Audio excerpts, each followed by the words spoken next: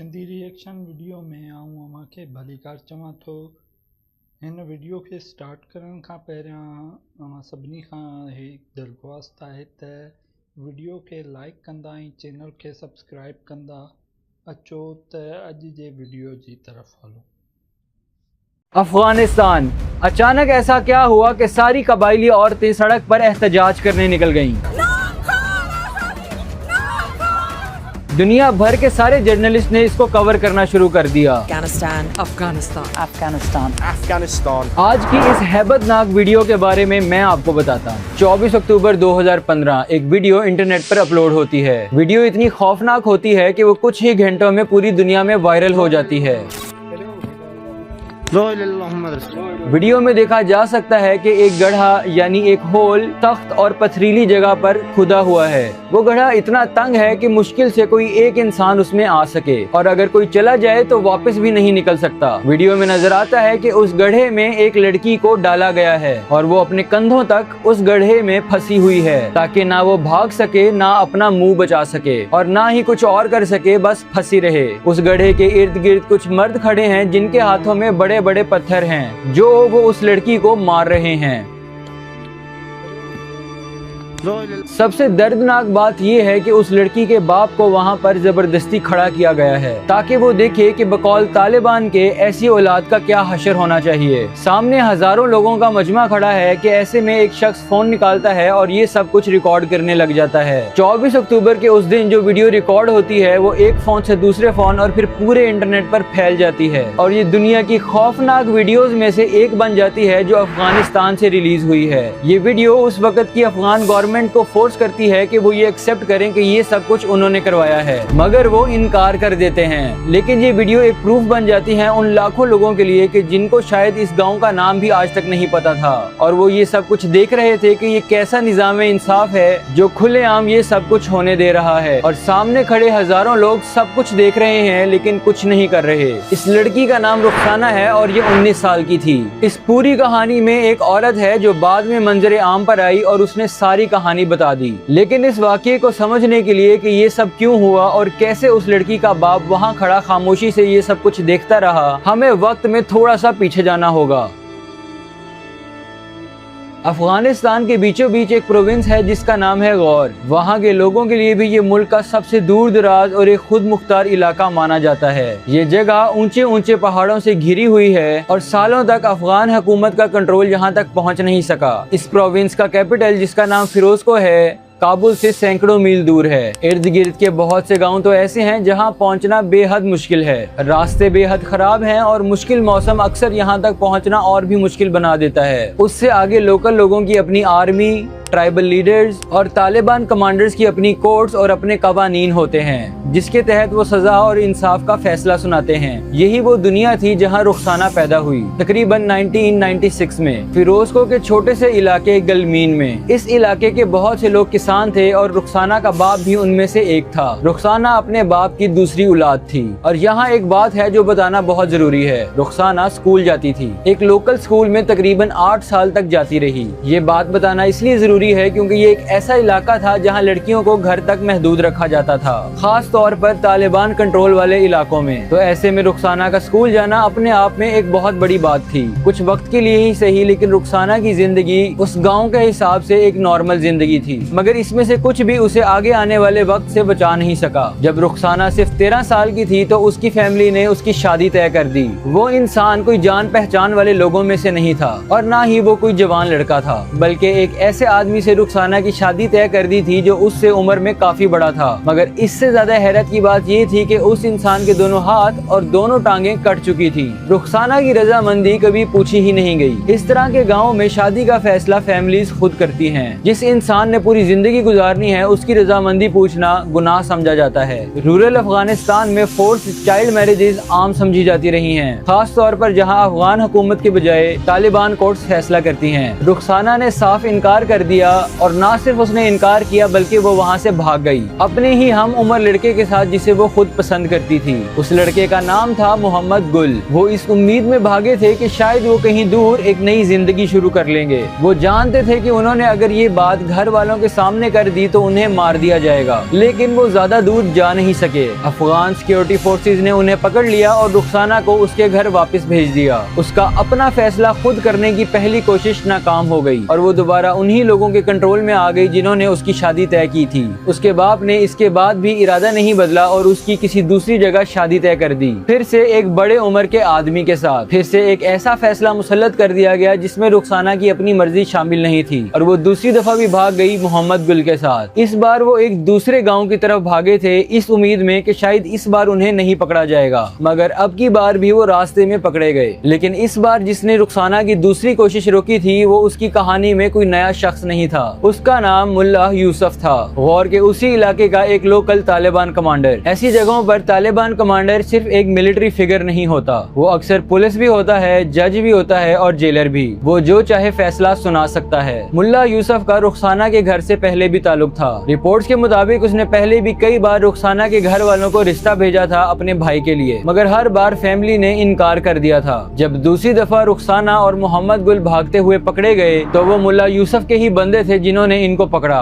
दोनों को तालिबान कस्टडी में ले लिया गया और रुखसाना को गिरफ्तार कर लिया गया। किसी अफगान स्टेट कोर्ट ने नहीं बल्कि एक ऐसे सिस्टम ने जिसे खुद तालिबान चलाते थे, जहां कोई भी कानूनी तहफ्फुज मौजूद नहीं था। गिरफ्तारी के कुछ ही घंटों में तालिबान ने उसके बाप से राब्ता किया। वो रुखसाना की रिहाई के बदले 5 मिलियन अफगानी रुपए मांग रहे थे। उस वक्त ये रकम तकरीबन $80,000 बनती थी। अफगानिस्तान जैसे मुल्क के सबसे गरीब प्रोविंस के एक आम किसान के लिए ये रकम देना बहुत मुश्किल था, बल्कि मुश्किल ही नहीं नामुमकिन था। चाहे कितना भी वक्त मिल जाता उसके पास इस रकम को जमा करने का कोई तरीका ही मौजूद नहीं था, इसलिए वो अदा नहीं कर सकता था। और क्योंकि वो अदा नहीं कर सका, तालिबान ने रुखसाना को छोड़ने से साफ इनकार कर दिया। रुखसाना तकरीबन 3 महीने तालिबान कस्टडी में रही। पूरा वक्त उनकी कस्टडी में रही और बाहर निकलने का कोई रास्ता नहीं था। उसके बारे में हो रहे फैसलों को चैलेंज करने वाला कोई नहीं था, यहाँ तक कि ये जानने का भी कोई रास्ता नहीं था कि आगे क्या होने वाला है। यहाँ से आपको पता चलेगा कि पैसे ना मिलने पर किस तरह से ये लोग फेक लॉज का इस्लाम के नाम पर इस्तेमाल करते हैं। रुखसाना का केस आखिरकार एक तालिबान क्लरिक मुल्ला हाशिम के पास पहुँचा।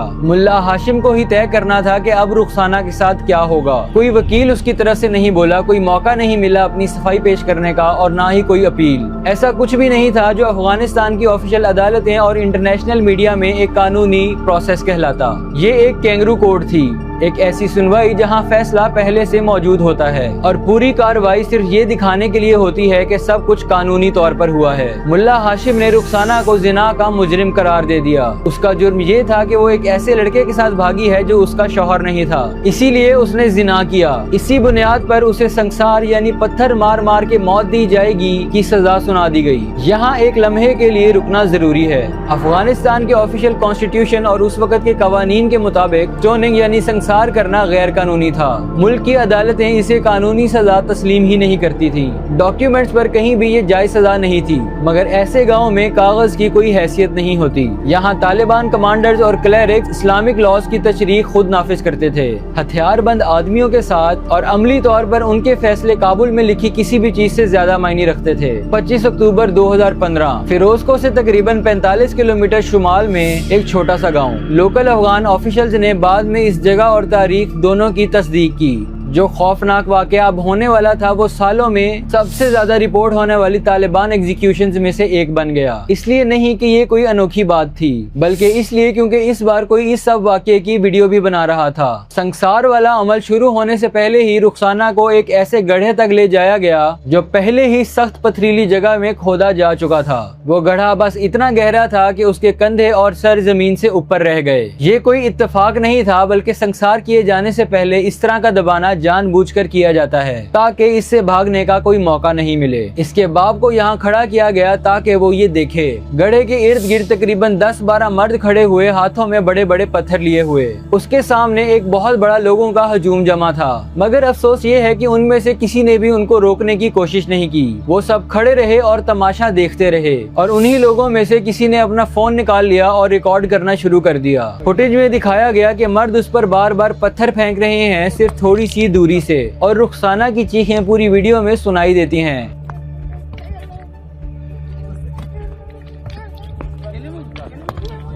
अगर आपको लगता है कि यहाँ पर कहानी खत्म हो गई है, तो यहाँ से असल वीडियो शुरू होती है, क्योंकि अगर जिना का इल्जाम लड़की पर लगाया गया तो फिर लड़के का क्या बना। खैर, वीडियो फौरन ऑनलाइन नहीं आई। 2015 में रूरल अफगानिस्तान का इंटरनेट एक्सेस भी बहुत महदूद था, बहुत से गाँव में तकरीबन ना होने के बराबर, और फुटेज पहले उसी तरह से सफर करती रही जैसे हो सकती थी, फोन से फोन, एक जगह से दूसरी जगह, इससे पहले कि ये किसी सोशल मीडिया या न्यूज रूम तक पहुँचे। कई दिन गुजरे और फिर ये तेजी से फैलना शुरू हो गई। अर्ली नवंबर 2015 तक ये फुटेज पब्लिक हो चुकी थी। सबसे पहले बोलने वालों में सीमा जोयिंदा थी, गौर प्रोविंस की फीमेल गवर्नर। सीमा जोयिंदा उनमें से एक थी। अफगान हुकूमत की सबसे सीनियर खवातीन में शुमार होती थी। वीडियो इतनी खौफनाक थी कि वीडियो देखने के बाद उन्होंने जर्नलिस्ट को बताया कि वो रो पड़ी थी। यही वो औरत थी जिसका इशारा हमने शुरू में किया। इस पूरी कहानी में सीमा जोयिंदा ही थी जिन्होंने सामने आकर इस सब की असल कहानी सुनाई। ये फुटेज काबुल तक भी पहुंची। प्रेसिडेंट अशरफ गनी के स्पोक्स पर्सन सदिक सिद्दीकी ने कहा कि उन्हें फुटेज देखकर सदमा पहुंचा। उन्होंने खुल्लम खुल्ला तालिबान को जिम्मेदार ठहराया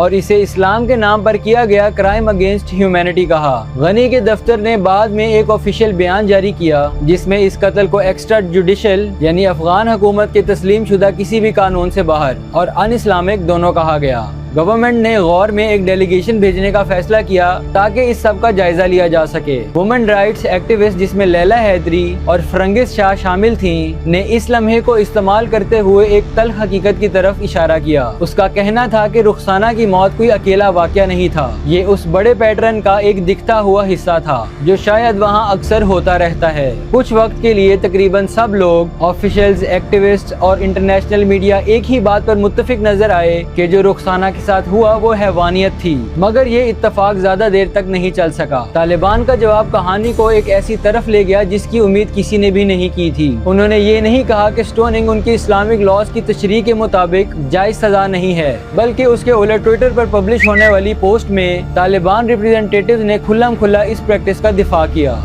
एक तालिबान स्पोक्स पर्सन ज़बीउल्लाह मुजाहिद ने दावा किया कि इंटरनेट पर फैलने वाली ये वीडियो नई नहीं थी, बल्कि सालों पहले की कोई फुटेज थी जिसे झूठे तौर पर नया बताया जा रहा है। सालों बाद जब ये फुटेज दोबारा ऊपर आने लगी और दोबारा फैलने लगी तो तालिबान ने अपनी स्टोरी दोबारा बदल ली। इस बार उन्होंने कहा कि एग्जीक्यूशन तालिबान फाइटर्स ने नहीं की थी, बल्कि एक प्रो गवर्नमेंट कमांडर सैयदी दार ने की थी। वॉर ऑफिशियल्स ने दोनों वर्जन्स को रद्द कर दिया। लोकल अथॉरिटीज अपनी बात पर कायम रही। तालिबान मिलिटेंट्स ही जिम्मेदार हैं और उनका बयान कभी नहीं बदला। अफगानिस्तान की इंडिपेंडेंट ह्यूमन राइट कमीशन, जो कि उस वक्त सबसे बड़ी government backed human rights commission थी, उन्होंने अपनी खुद की इन्वेस्टिगेशन स्टार्ट की ताकि पता चल सके कि ये फुटेज कब और कहां बनी थी, और ये भी कि इसमें कौन कौन शामिल था, ताकि जजा और सजा का फैसला किया जा सके। यहाँ एक पैटर्न नजर आता है जिसे समझना जरूरी है। तालिबान ने सजा का खुलकर दिफा किया, लेकिन इस कत्ल की जिम्मेदारी लेने से साफ इनकार कर दिया। देखने में तो बहुत अजीब है कि एक तरफ वो इसको जस्टिफाई कर रहे हैं और दूसरी तरफ इस जुर्म को कबूल भी नहीं कर रहे,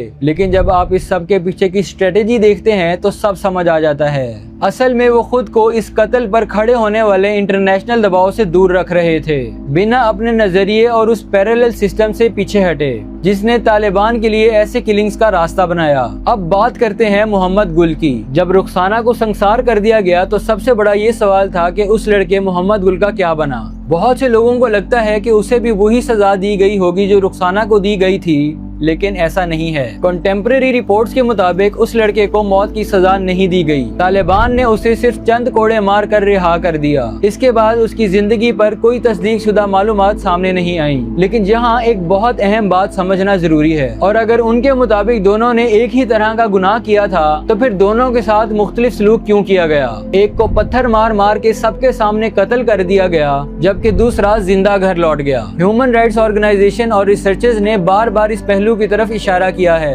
कि तालिबान के निजाम में खवातीन को अक्सर मर्द से ज्यादा सख्त सजाओं का सामना करना पड़ता है।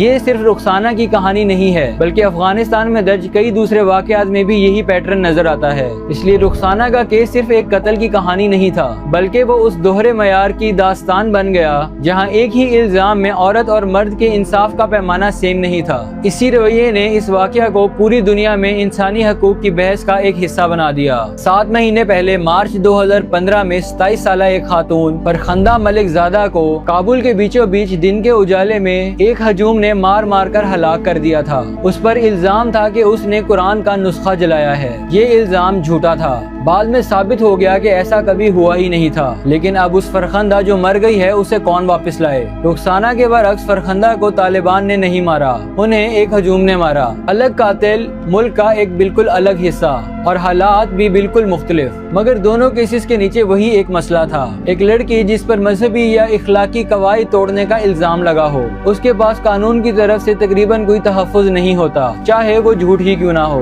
दोनों कत्ल हेडलाइंस में छाई रही, अफगानिस्तान में भी और दुनिया भर में भी। दोनों हेडलाइंस ने शदीद गुस्सा पैदा किया और दोनों में से किसी ने भी ऐसे कानून को जन्म नहीं दिया जो आगे चलकर खवातीन को हकीकी तहफ़्फ़ुज़ दें। क्लोनिंग केसेस अपने आप में निस्बतन कम होते थे उन इलाकों में भी जहां पर तालिबान का असर या कंट्रोल था, मगर ये बिल्कुल अनजानी भी नहीं थी। ह्यूमन राइट ऑर्गेनाइजेशंस ने 2015 से पहले भी ऐसे केसेस रिकॉर्ड किए थे और बाद के सालों में भी ऐसे केसेस रिपोर्ट होते चले जा रहे थे। हर केस की तफसीलात मुख्तलिफ होती थी, मगर उनका बुनियादी स्ट्रक्चर लगभग हमेशा सेम रहा है। ये फुटेज पब्लिक होना इत्तफाक नहीं था। ये एग्जीक्यूशंस देखे जाने के लिए ही बनाई जाती थी, सिर्फ इल्जाम वाले इंसान को सजा देने के लिए नहीं, बल्कि हर उस इंसान तक पैगाम पहुंचाने के लिए जो ये वीडियो देख रहा है कि यही सब कुछ होगा अगर उन्होंने भी कवायद को चैलेंज किया। एग्जीक्यूशन के बाद गनी की गवर्नमेंट ने इन्वेस्टिगेशन का वादा किया, लेकिन कोई गिरफ्तारी नहीं हुई, कोई प्रोसिक्यूशन पब्लिक नहीं हुई और किसी को भी कभी जिम्मेदार नहीं ठहराया गया। वॉर में तकरीबन कुछ भी नहीं बदला। गवर्नमेंट अभी भी कैपिटल फिरोजकोह पर ही कंट्रोल रखती थी। उसके इर्द गिर्द के एरियाज बाद में भी तालिबान के कंट्रोल में रहे। रुखसाना के बाप को कभी सुकून नहीं मिला। बाद की रिपोर्ट्स के मुताबिक तालिबान फाइटर्स और लोकल्स बाद में भी रुखसाना की फैमिली को निशाना बनाते रहे। बार बार धमकियां, बार बार हमले, उनकी जान लेने की भी कई दफा कोशिशें की गईं।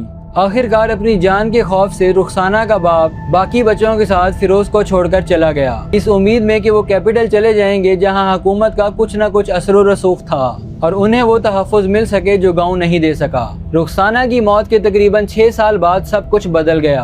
अगस्त 2021 में जब इंटरनेशनल फोर्सेस तकरीबन 20 साल के बाद अपना इनखला मुकम्मल कर रही थी, तालिबान तेजी से आगे बढ़े। प्रोविंस दर प्रोविंस बिना किसी मुफाहमत के सब प्रोविंसेस तालिबान के हाथों में आते गए। चंद ही दिनों में तालिबान फाइटर्स काबुल में थे। वही हुकूमत जिसने कभी रुखसाना की एग्जीक्यूशन को क्राइम अगेंस्ट ह्यूमैनिटी कहा था, रातों रात गिर गई। प्रेसिडेंट गनी मुल्क छोड़कर चले गए। तालिबान मजीद ताकतवर हो गए। इस फर्क को एक लम्हे के लिए समझें। 2015 में जब रुखसाना को मारा गया तो तालिबान मुल्क के बिखरे हुए हिस्से पर कंट्रोल करते थे, ज्यादातर ऐसे दूर दराज गाँव जहाँ कोई इंटरफेयर ना कर सके, जहां उन्होंने अपने कवायद इसलिए नाफिज किए क्योंकि उन्हें रोकने वाला कोई नहीं था। उसके बाद से पाबंदियां सिर्फ बड़ी नहीं बल्कि और ज्यादा सख्त और वसी पैमाने पर नाफिज की गई हैं। ह्यूमन राइट्स ऑर्गेनाइजेशंस के मुताबिक अफगान खवातीन ने पिछली 2 दहाइयों में जो बुनियादी हकूक हासिल किए थे, उनका बड़ा हिस्सा अब उनसे वापस ले लिया गया है। मुल्क के बड़े हिस्सों में लड़कियों को सेकेंडरी स्कूल जाने से मना कर दिया गया है और बहुत सी जगहों पर लड़कियों को हायर एजुकेशन हासिल करने की इजाजत भी नहीं है। खवातीन के लिए ये भी तय किया जा रहा है कि वो कहां और किस किस्म का काम कर सकती हैं। बहुत सी खवातीन बगैर किसी महरम मर्द के दूर सफर भी नहीं कर सकती और इन सब के अलावा दर्जनों और भी छोटे छोटे कवानीन हैं जो उनकी रोजमर्रा जिंदगी के तकरीबन हर पहलू को मुतासिर कर रही हैं। 2015 में जिस सिस्टम ने रुखसाना को सजा सुनाई, वो अनऑफिशियल कोर्ट्स, वो कमांडर्स जो जज बन गए, वो सजा जिसकी कागज पर कोई हैसियत ही नहीं थी, ये ज्यादातर उन्हीं जगहों पर महदूद था जहां अफगान हुकूमत की पहुंच ही नहीं थी। ऐसी जगहें जिनके नाम ज्यादातर लोगों ने सुने ही नहीं और शायद कभी सुनते ही नहीं अगर उन हजारों लोगों में वो फोन ना खुला होता जो ये वीडियो रिकॉर्ड कर रहा था। वो सिस्टम अब दूर दराज इलाकों तक महदूद नहीं रहा। ये कुछ ऐसा नहीं जिसे देखने के लिए घंटों पहाड़ों में सफर करना पड़े। ये आज पूरे अफगानिस्तान का कानून है। तालिबान अब सिर्फ एक सूबा नहीं बल्कि पूरा मुल्क चला रहे हैं। ये वीडियो आज भी इंटरनेट पर मौजूद है। अपना और अपने आसपास के लोगों का ख्याल रखें। अल्लाह हाफिज। दोस्तों उम्मीद है त तव्हांखे असांजो अॼु जो ही वीडियो भी पसंद आयो हूंदो। जे तव्हांखे असांजो ही वीडियो पसंद आयो है त वीडियो के लाइक कंदा ऐं चैनल के सब्सक्राइब कंदा ऐं बेल आइकन के ऑल ते प्रेस कंदा त जीअं असांजी हर नई अचण वारी वीडियो अव्हां ताईं आसानीअ सां पहुची सघे।